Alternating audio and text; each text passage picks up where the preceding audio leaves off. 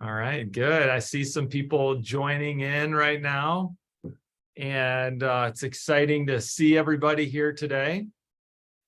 And I think we're going to go ahead and begin here. So thanks for joining us at this webinar that we're going to host today. We're going to record this event, and this is meant to introduce you to SchoolSims or help you dive deeper into the simulation world and how you can use that in your leadership preparation program or teacher leadership preparation program, and really kind of introduce it in a way that I learned about it 8 years ago. So my name is David Jong, and I'm the Dean of the College of Education at Dakota State University. So before this, I was a third grade teacher, fourth grade teacher, and then I was a principal and superintendent for 8 years.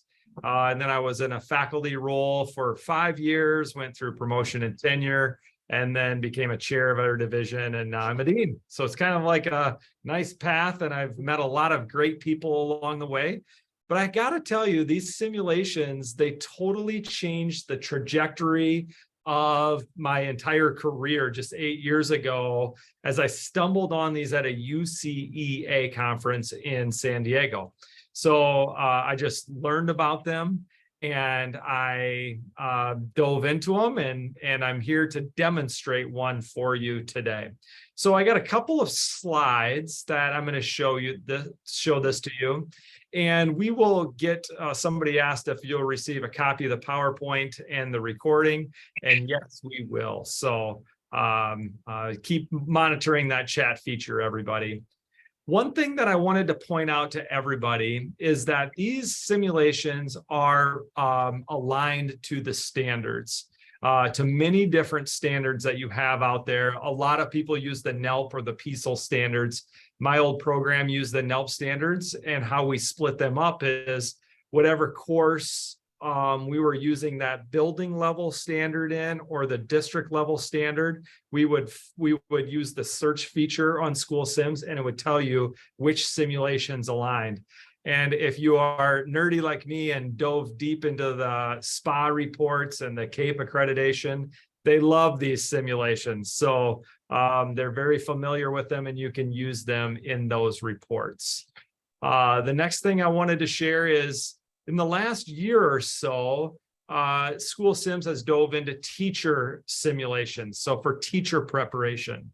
So there was such a demand. Actually, the company used to be called Ed Leadership Sims, and they changed it to SchoolSims because more and more people learned about them, and more people wanted to use them. So there's a bunch of teacher sims out there. And then at the end, you can use some data within the simulations, and these are some examples. And when we send this out, you'll be able to read it a little bit more in depth. You can use this for grants or research. In fact, the SchoolSims became my research agenda. And I just submitted another research article about this a week ago with Sarah Dexter from the University of Virginia. So stay tuned, cross my fingers on that one. And then we'll get to we have a special offer for you that I'll have Brian mention at the end of our presentation. But without further ado, I am going to dive into the simulation right now so that you can actually see one in action. Does anybody have any questions for me before we begin? Any questions out there? You can just unmute and ask. Okay, throw it in the chat feature. I'll monitor that the whole entire time as well. So this is the SchoolSims website. If you are by your computer right now, just do a Google search for SchoolSims, start playing around the website while we're going through the simulation. That's totally all right.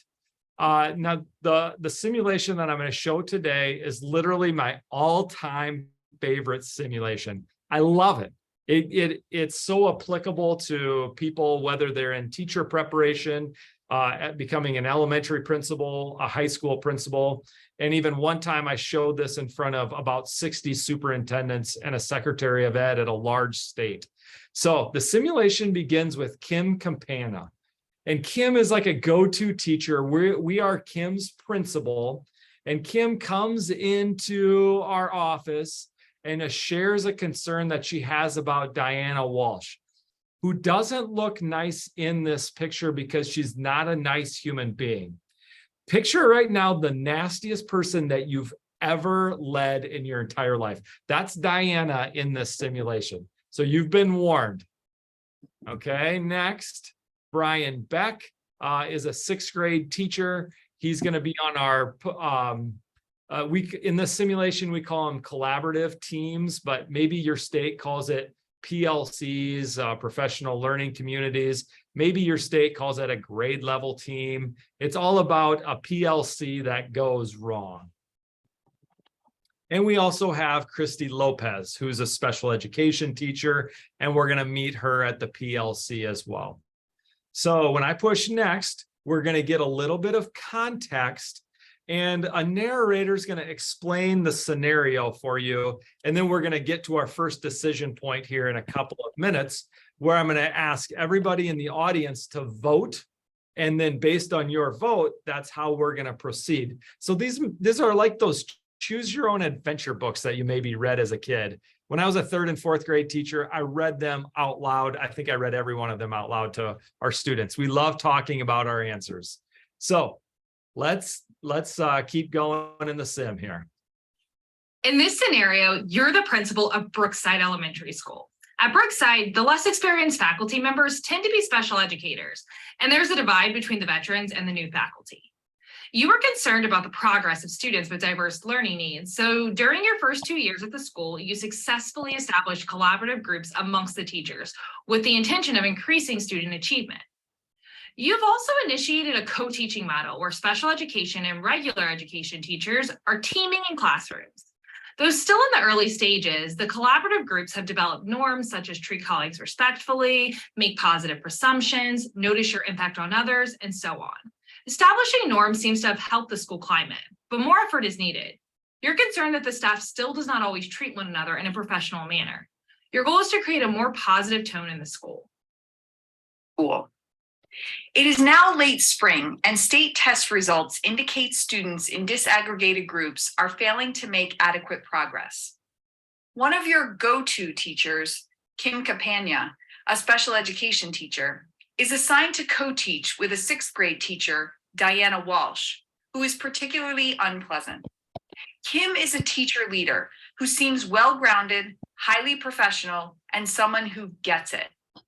Moments before she is scheduled to facilitate the 6th grade collaborative team meeting, she asks to speak with you and then arrives in your office. All right, remember, we're the principal in this scenario, and here comes Kim into our office. Thank you for meeting with me. I'm sorry I am so upset, but I've been trying to decide if I should even come to you about this. Now I think I've waited too long, but you must know, Diana is very tough on the kids. She has her favorites, but with some kids, she has such an attitude. She's sarcastic and she calls them lazy, and she's making some of them really shut down. I do all I can to build the kids up.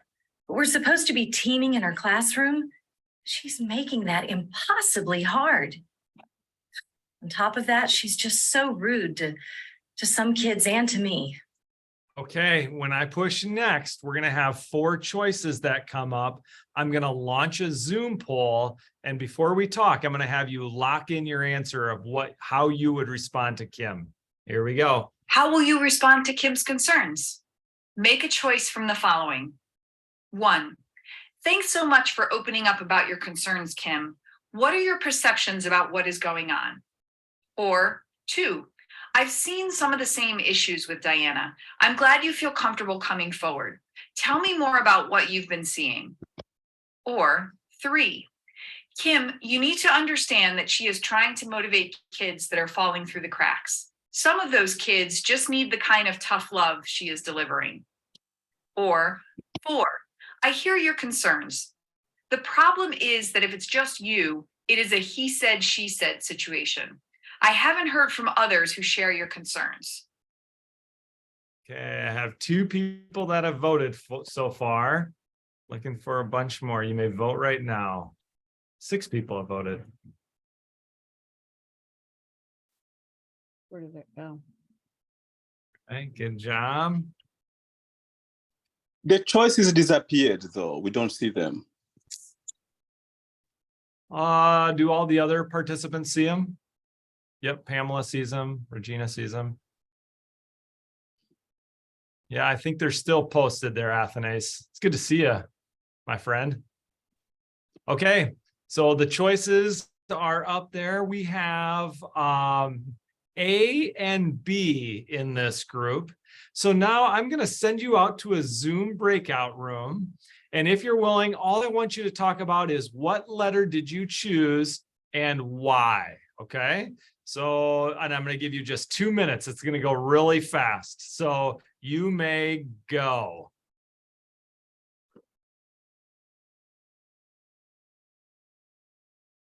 Good, I see people joining the rooms.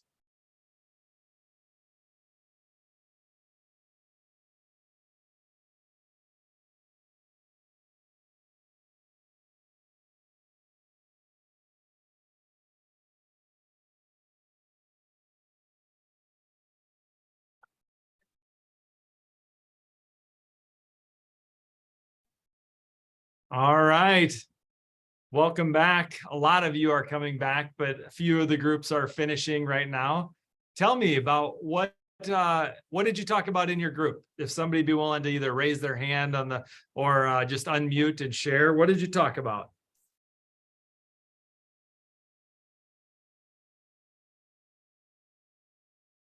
I'll go. In the group, we had 4 people, and I believe, and they can chime in, 3 of the 4 selected A. Yep. And some of the reasons was that they wanted to hear the person and get their perspective first before appearing to take any sides. Yeah. So try to elicit information and, you know, even talking to the person and saying, what are your perceptions? So I think that's the key, making room to listen to this person's concerns. Yep. And then we have one person who chose B. Yep. I don't remember why, but that's what I got. Oh, that's great. Thanks for sharing. So as you can tell with these simulations, there's not always just one right answer, but it's all about getting people to talk about why you made the decision that you made. So I'm going to end the poll. I'll quick share the results with you. As you can see, of those that voted, 83% said the first option, which when I've done this hundreds of times across the United States, that is very similar to all the other groups that I've been a part of. So I'm going to stop sharing that. So these are like the choose your own adventure where each choice leads to a very different video. We're going to choose option A and we're going to see what happens next. Enjoy. Well, I'm here now, so I may as well just get it all out. I know a lot of kids really like her, but I think she is so demeaning. She gives me such nasty looks sometimes, and she'll stare at me, so I feel she's undermining what I'm trying to get done in class. Sometimes she won't even give me a table or a place to work with the kids. She treats me like I'm not a professional, like I'm not a teacher. I've seen her treat other staff that way too. She needs to be more respectful. Anyway, I'm sure I've taken too much of your time, and I know we both have to get to my team's collaborative meeting. I didn't mean to dump this on you, but I just didn't know what else to do. Oh, all my ICPEL friends, when we hear, I didn't mean to dump this on you, but we had $1 for every time that somebody told us they didn't mean to dump something on us. Like we could probably eat a pretty nice meal together. So that's what Kim said. And now we got to choose how to respond to Kim, and I'll launch a poll. How will you react to Kim's thoughts? Make a choice from the following. 1, Kim, this is really troubling. Your work is so important, and I'm concerned you aren't being treated respectfully. You definitely aren't taking too much of my time. Is there more? Or 2, it seems as though you've been thinking about doing something about this situation. Addressing your concerns directly with Ms. Walsh could be a good start. Do you think it would work if you reminded her about our positive assumptions norm? Or 3, Kim, thank you for sharing how uncomfortable you feel when working with Ms. Walsh. Since we're close to the end of the semester, do you think we can finish the school year and perhaps address this over the summer and into the fall? Don't Or choose it. 4, let's go to the meeting. We can continue this conversation later. Thanks for sharing with me. Okay.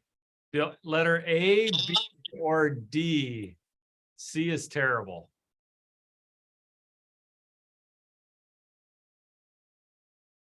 I see the votes pouring in.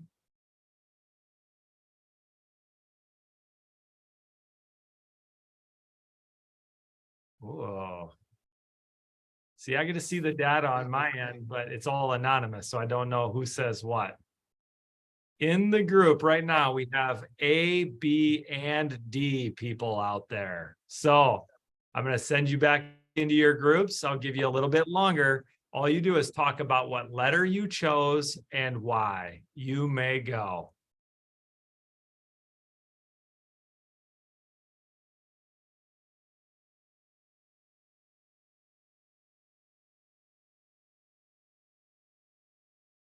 Pretty cool. Awesome.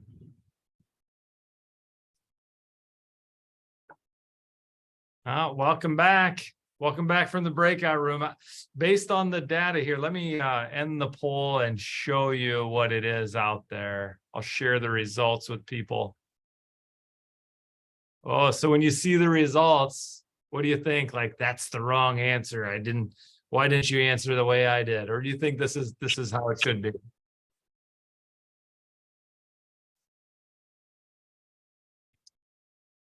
Any thoughts about how everybody responded to this one?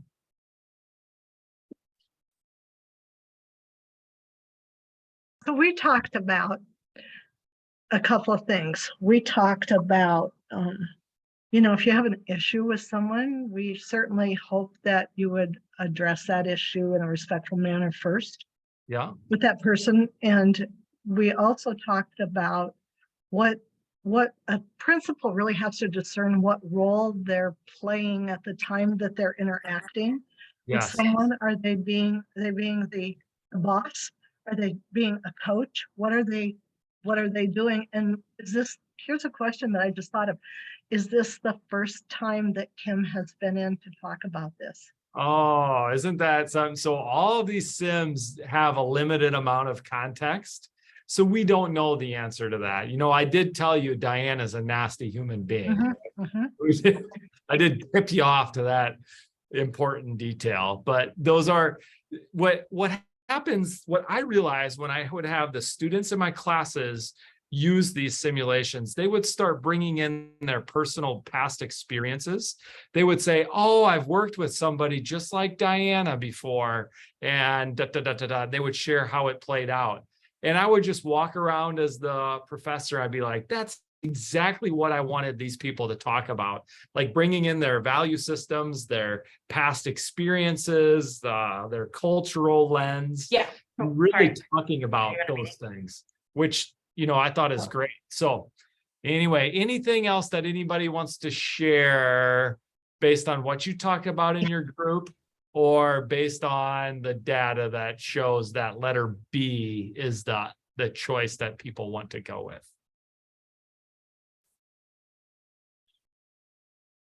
Okay. Do you think if it worked, if we reminded her about the positive assumptions norm? Let's see how Kim responds when we throw that back at her. I don't know about talking to her directly. I had enough trouble deciding to come and see you. Somehow I don't think it's safe to deal with her in a direct manner. She strikes me as the retribution type. If I thought we could work this out reasonably, I would have tried that. This makes me really uncomfortable.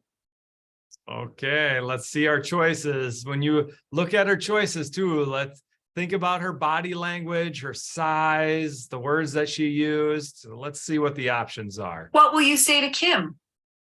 I don't mean to make you uncomfortable and would never push you into something you don't want to do. Let's get to the meeting. Or, I know it would be hard, but I found the best outcomes are when the parties who are directly involved try to work things out. Or are we going to let her out of it or double down?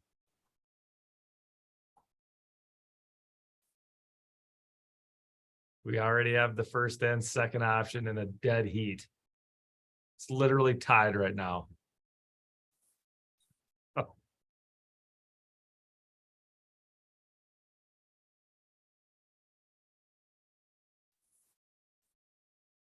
Okay, I'm going to send you into your group.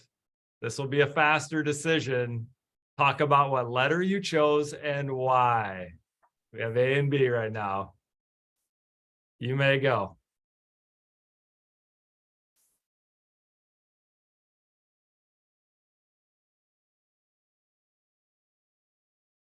Oh.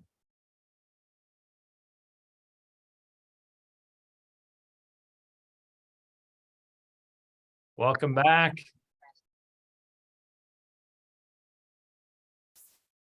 I want to make sure everybody's had a chance to vote here because,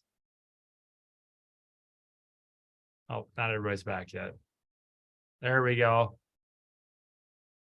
Okay, with this vote, this is a really interesting one.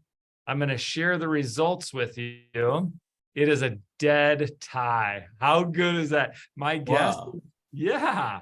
So this isn't like, what I love about ties is so often in education, we feel like we have to assess everything. And like, well, what is the right answer? And within this group right now, I'm guessing that you have some pretty good reasons why some of you said A and pretty good reasons why some of you said B, which is totally acceptable. And since I've been able to train a lot of people how to use these simulations out in across the United States and beyond, one of our clients taught me how to break a tie. And what they said is they pick on somebody. So one time I served on the ICPEL board with Karen Wells.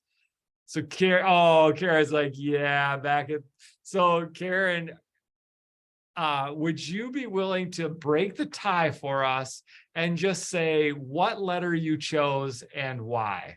I'm totally putting you on the spot. That's We- fine. You're my friend. Yes, we're friends. Well, I chose B. I would have worded it differently as we talked in our group. I wouldn't say it would be hard, and I would have talked about how might that happen for you to share your feelings without being accusatory. So that Yes. kind of thing. Yeah. So you would have like really stepped in as a coach and not just did it one way, right? Yeah, I just thought with the first one that it's unresolved and it could fester. Perfect. Okay. Let's see what happens next. You let a week pass and hope the situation improves. You see Kim in the hallway and ask how she is doing. Though she is usually upbeat, Kim refuses to make eye contact and coldly states that things are fine. The next day, your secretary gives you an envelope from Kim. You return to your office to read the letter. Okay, let's see what the letter says. Whenever I show this to aspiring leaders in the group, they're like, oh, like they get a big old pit in their stomach. Dear Principal, just a note to let you know I have filed for a transfer to Eastside School. The Human Resources Office suggested I let you know since they intend to make the change, and this will mean an opening for a special ed position on the grade 6 team. Sincerely, Kim Campagna. All right, so. A wave of emotion passes through you as you realize you shouldn't have put off dealing with the issues between Kim and Diana. This has cost you a valuable teacher. It will not be easy to replace Kim. Further, you've made no progress in addressing matters with Diana.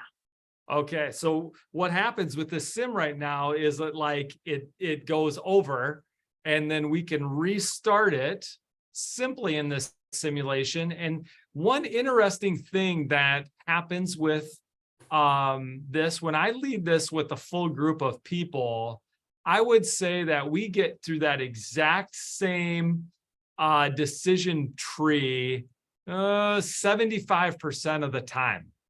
So like if I was leading this with a class with aspiring people, while I'm rifling through, like getting us back In this to scenario, school. where we were, we How will you talked about. respond to Kim's concerns? So let's go back Make to a that choice from the situation. following. 1. You can see I'm just going through How will you here. react to Kim's thoughts? Make a choice from the following.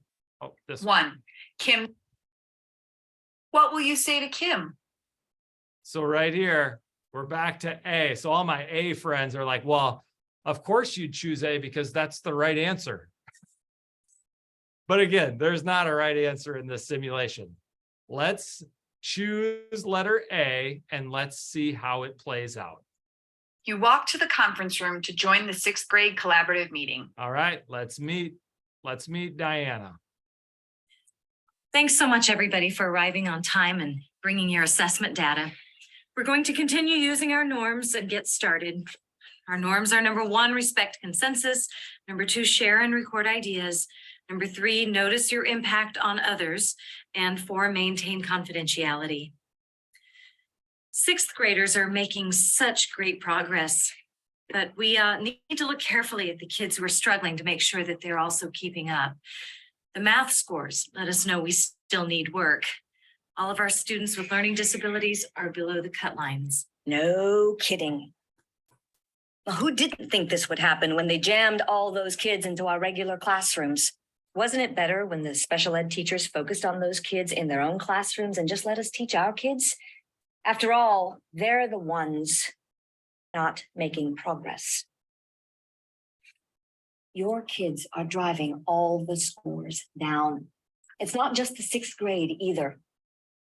All the other teachers agree with me. The 5th grade teachers say that all this mainstreaming is the reason the 6th graders come to us unprepared.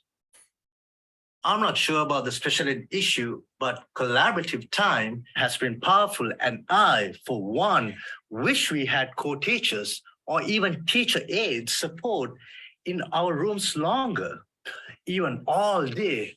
But we all know that's unrealistic. Can we look at the last unit review and zero in on items that seemed the trickiest for the kids?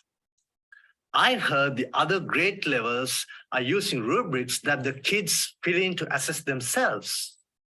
Could we see an example of those? Sure, let's bring on the rubrics. Another new initiative. And how is letting kids grade themselves going to help us? Name one kid who doesn't give themselves an A. We all know it's really about our teaching. If I can't cover the content, how can we expect the kids to do well on the tests? We already don't have enough time, especially now with all the learning disabled kids in the class who don't want to pay attention or even try. All right, before I push next, I'm going to call on Elizabeth. What are you thinking, Elizabeth?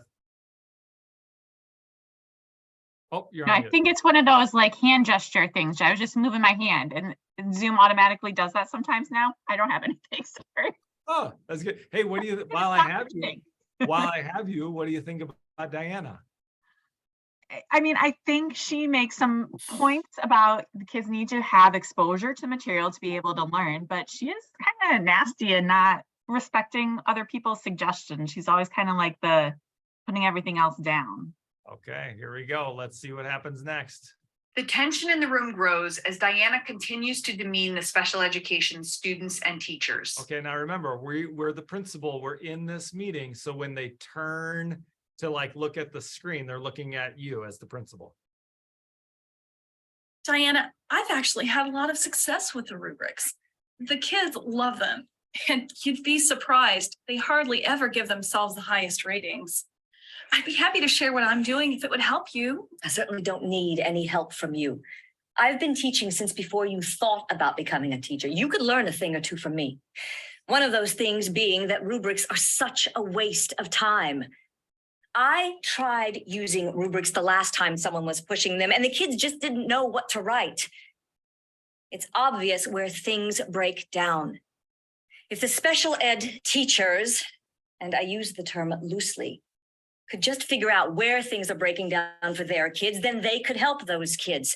My kids will do just fine without the rubrics. I do happen to have some sample rubrics from the 5th grade. so we can see how the kids use them to identify what they know. Sometimes they go back to make corrections on their own after they think through the rubric. I have to agree with Christy. It's amazing how well it works. Well, I hope the 5th grade team starts doing something right, because the kids need to come to 6th grade better prepared. So many kids this year who had Jada co-teaching in the classroom with them last year. And I'm talking about the normal kids in the classroom. It's like they skipped school all year. All I'm doing is playing catch up, and with hardly any help.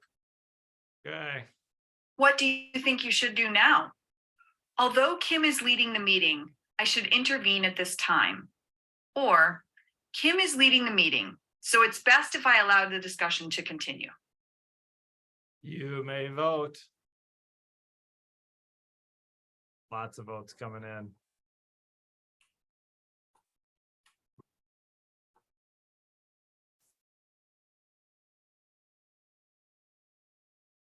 All right, this is very similar to what, oh, there we go. There we go. Somebody came in with a B. I love it. So I'm going to end the poll. I'm going to share the results. We're going to stay as a full group this time. Somebody who thought that the second option was a good one. What? Share why? Because I don't think it's terrible. Is anybody willing to share why they chose B? No problem. So what happened was, one time I was leading this, I think it was in Denver, Colorado.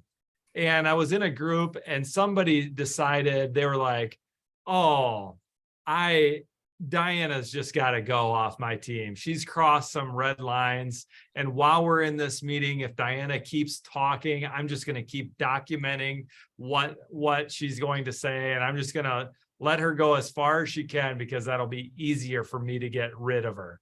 I thought, that's a pretty good reason to get rid of somebody, right? Like, they've already decided in like a 20-minute scenario, they got to go. Mm. More Salata. I was going to share. I don't think I got to hit the submit button. Okay. On the way, but I chose B. Okay. I chose B because, really, I think at this point, there's more than, that the principal, whoever at that meeting, there are other colleagues at that meeting. And if you have a good work environment at this point, anyone at that meeting could speak up to try to get us on track. So the reason I would not is because it's a group of people there. And I want to not just document Diana's remarks, but I want to see how the group works together with their colleague running this meeting. So I will let it go on and pay attention to everyone. So I've been hired to come to like a professional learning community event. And I showed this part of the simulation up to this point. And we debated, like, who's responsible for this meeting that just went off the trails? Like, is it all Diana? Is it some of Kim? She's the team leader in this scenario. Is it the other people that are just allowing this to happen? And is it the principal, that the principal doesn't know Diana's crazy and going off the rails? It's an interesting conversation to have with people. Any other thoughts from the group? But David, I think I wish there was somebody in there whose role was to reinforce the norms. Because obviously Diana is really, that's, outside the norms. So somebody should step in, not necessarily the principal, to tell Diana what you're doing is not what we do here. Yes. That's a great point, Nathanase. Somebody that has the courage to go back, like, why do we have norms if we're not going to use them when the meeting is going, south? You really want to make sure that you use what you have, and anybody could have done that. It doesn't have to be the principal or team leader. It could be the participants. That's a great thing to talk about. And, if you're with, people on an admin team, right? Like if you are in a principal preparation program or a superintendent preparation program, you can easily extrapolate this and say, okay, pretend you're a superintendent where your principals are now meeting and they're talking to each other like this. What do you do as the superintendent in this scenario? Or another thing, when I showed this to 60 superintendents, I'm like, okay, everybody raise your hand if you've ever worked with Diana, and like 90% of people always raise their hand. And I'm like, how many of you ever worked with Diana that's a board member? And like the room, well, lit up like fireworks, right? So I said, now talk with the person next to you about how you handled a really challenging board member in your scenario. And then I let them talk for a few minutes. I tried to bring them back and they're like, sorry, David, there's really nothing else you can share with us. Give us the whole rest of this half hour to talk about how to deal with crazy board members. So the reason I'm telling you that is I'm trying to teach you different ways to use these simulations in your leadership preparation program or your presentations or at conferences. And I have found them to be an extremely good tool out there. So let's just pause right there because I want to make sure that we can either keep going down this simulation, but I also want to give people time to talk about, how could you use these simulations in your leadership preparation program? Karen, what are your thoughts? Yeah, so one of the things that I thought was really working with the language. So like with the first scenario was she's out of line, I could intervene. But intervene could be just something mild like, I'm wondering if we could just take a pause for a few minutes and come back to the meeting. I need to go out, and whether you do need to go out or not, I'm going to bring some fresh drinks in, some, etc. So it could be something like that. It doesn't mean you're intervening like you're out of line or, responding to her personally. So that might be something that they could say, if that were to occur, what would be appropriate? And I think that would be some great discussion because yes, I think we've all been through something like that. People look to a principal to take some kind of action. Otherwise, you're just sitting there and you're, allowing it to happen. And they might just say, are you siding with the person? So what would be appropriate in that case? I think it'd be great. I really like that it got to that level that they'd have to do something to respond. Yeah. But what would it be? Yes, what would it be? And when you get people talking about what would it be, what I have found is they start talking about what has happened to them. Now, maybe they're like, yeah, I had a teacher like this on my team when I was in my second year, and the principal didn't do anything about it. And, our team, every one of us left. Like that. I had one person in an online asynchronous class take this simulation, and she was a female superintendent. She came online and she said, of a rural school, she's like, watching this simulation helped me understand that I actually have someone like this on my team right now. And if I don't do anything about it, I'm going to lose lots of good teachers on my team right now. So it gave somebody the courage to be like, wait a minute, I need to act on this situation like Karen was talking about. And I thought to myself, when I read that, that's probably one of my favorite all-time responses on a discussion board, that somebody had the courage to take action on something. Mm-hmm. How good is that? Like, that's what we're trying to do in leadership preparation. So what else? What are your thoughts about simulations or how you could use them in your program? Because right now you've seen 1/3 of 40 plus simulations, but they all follow the same pattern of, as a facilitator, all you do is make people commit to an answer, let them talk about their answer, and repeat. That's it. What are your thoughts, Elizabeth?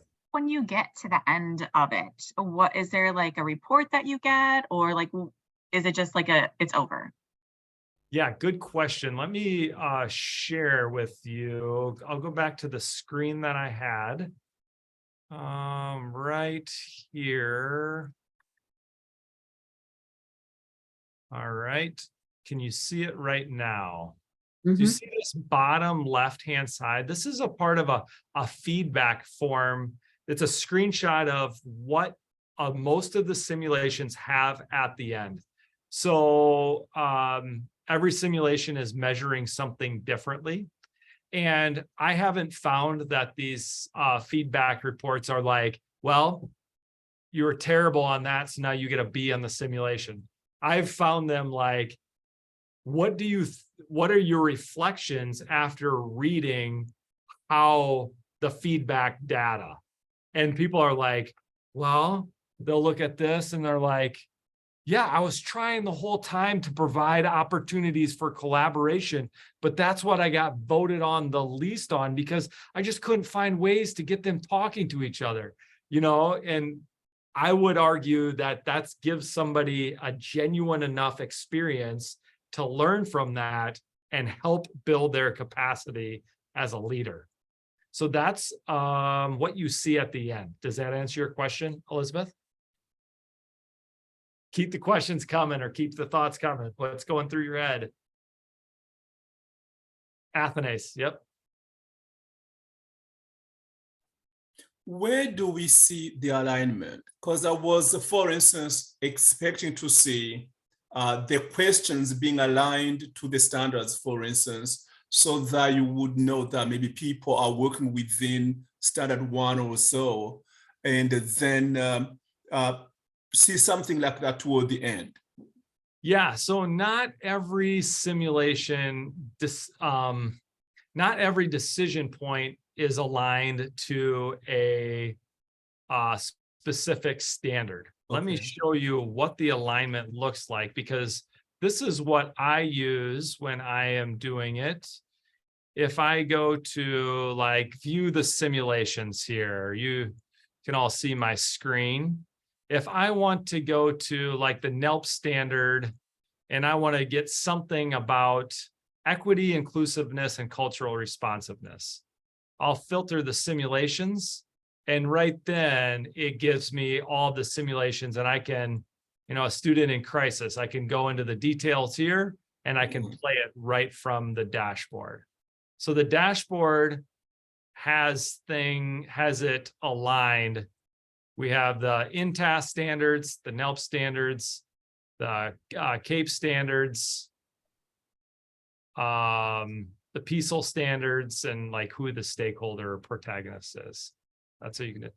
Pamela, and then I'll go to the chat. Go ahead, Pamela.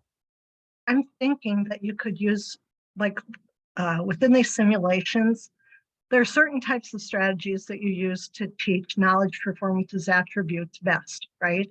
And I'm thinking that while what we just did was based on performance, what would you do? It certainly would lend itself for discussion in terms of attributes that leaders need. Yeah, great point. You could tie it to the attributes that leaders need.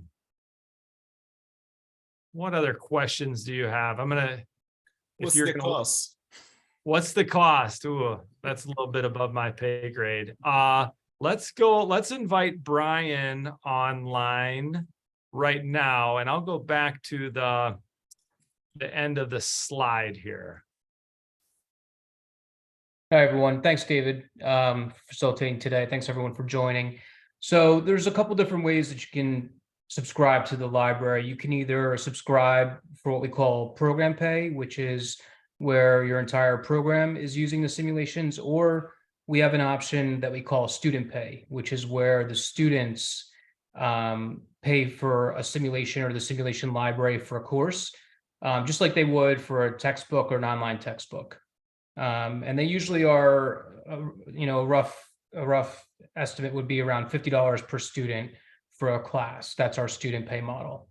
So I think my colleague just put in the chat a link if you want to get more information, if you want to see the slides from today, which does have a mapping of the library of simulations to the standards. We could send you that. We could send you the overviews of the library, which basically is a one-pager for each of the simulations. And we can, with the, a little bit more information, give you what a quote would look like. So you can use that link in the chat. And I think you'll also receive an email if you registered with that link as well. So.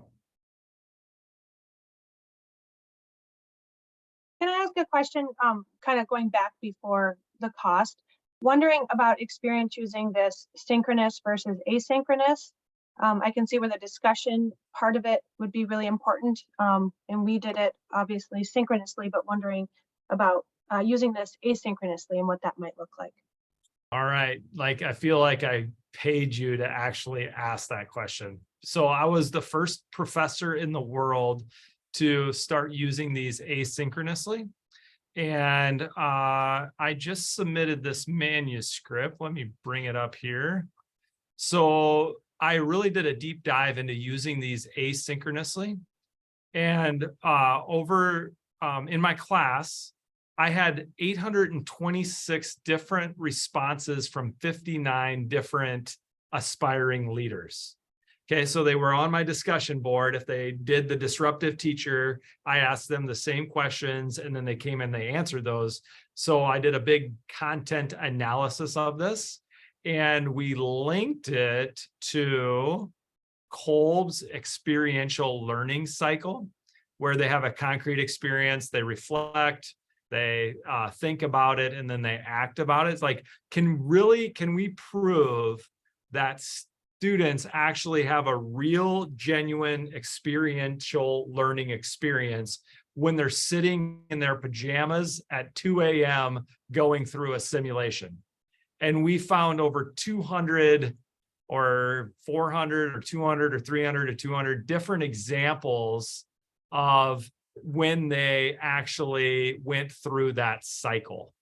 And then we had a bonus finding that they actually went through it multiple times on their own, meaning I went through the simulation 3 or 4 times just to see what would happen with the crazy answer.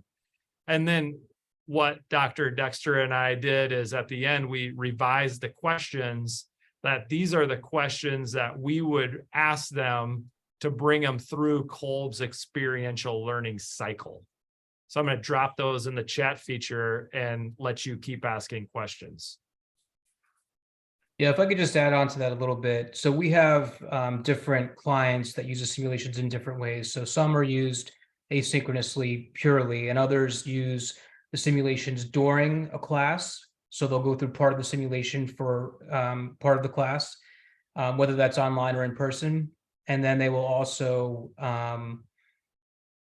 assign it as a project, as a group project, where the group will work together and submit some type of assignment based on the simulations. Exactly. So building on what Brian said, don't use these one way, right? Like if you're in front of people, use them synchronously. If you use them online, we've set them up so you can like load the link into Desire to Learn or Canvas or Blackboard or whatever your LMS is. So that way they can do them on their own multiple times. So it's completely scalable. But the more different ways, some of my colleagues are using them for like principal searches and superintendent searches, running them through a simulation and then having them reflect on it. Regina, am I pronouncing your name correctly? Yes, Yeah. Regina. I just wanted to share that I use the simulation synchronously, asynchronously, and face-to-face. I know in the asynchronous environment, I've used them whereas the students run through them independently, but then I pair them and they arrange with one another to have a discussion, bringing their printouts with them to the table that they must record. I watch those recordings and then give them feedback. And they like them because as I think it was Bethany who mentioned, the discussion aspect is very important. And so I built that into an asynchronous environment for them. So we've had very good success with them, and I'm glad to see that you are creating some new ones all the time. Yeah, so when I started, there were 12 in the library, and now there are dozens. So they just keep getting better too. The last week, I helped a guy set up the parent-teacher conference one. I'm like, no matter what you tell that angry mom, make her get meaner and meaner. And that's like how it came out. So, I mean, that one's pretty cool because a principal can lead their new teachers through a parent-teacher conference before they experience it in the real world, and think how valuable of an experience that is, right? So great. What other questions? Does anybody have any questions? I'm going to stay on. Brian, is there anything else that you want to, as we wrap things up here? No, I think that's great. Yeah. Thanks again, David. And thanks again, everyone, for joining, and happy to stay on and answer any questions.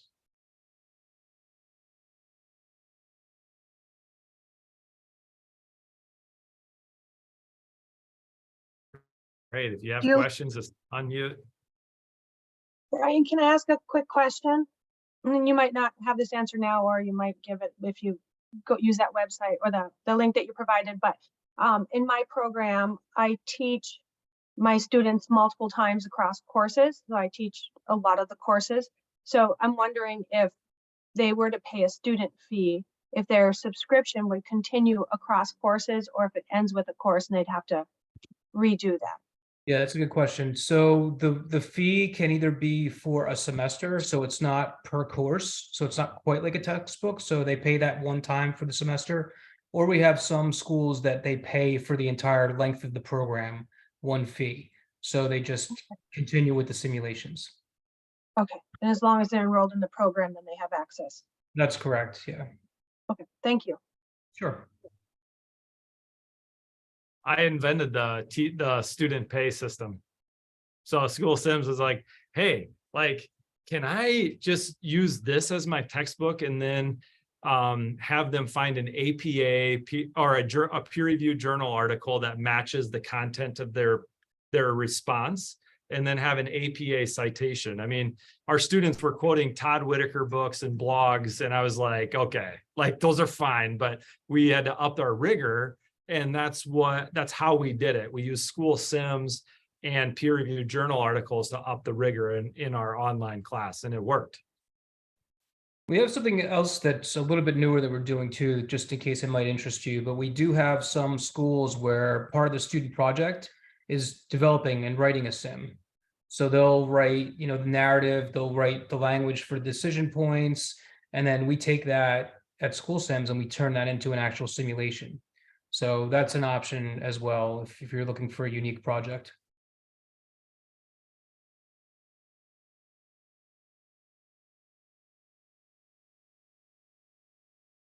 Great. Well, thanks for joining us. I'm pretty easy to get a hold of. If you send me an email, I'd be happy to talk you through it or answer questions. Or if you're like, hey, I have a class on Saturday, which sim should I use? I can usually answer your question in less than a minute. So you can contact me and I'm more than happy to help. Yeah, I just put my email in the chat as well. And if you click that link, if you wanted to try the Sims for the next semester, that's something that we are happy to let you do to, make sure they're a fit for your courses. So just let us know. All right. Thanks, everybody. Thank you. Thank you. Very welcome. Good day. Bye-bye.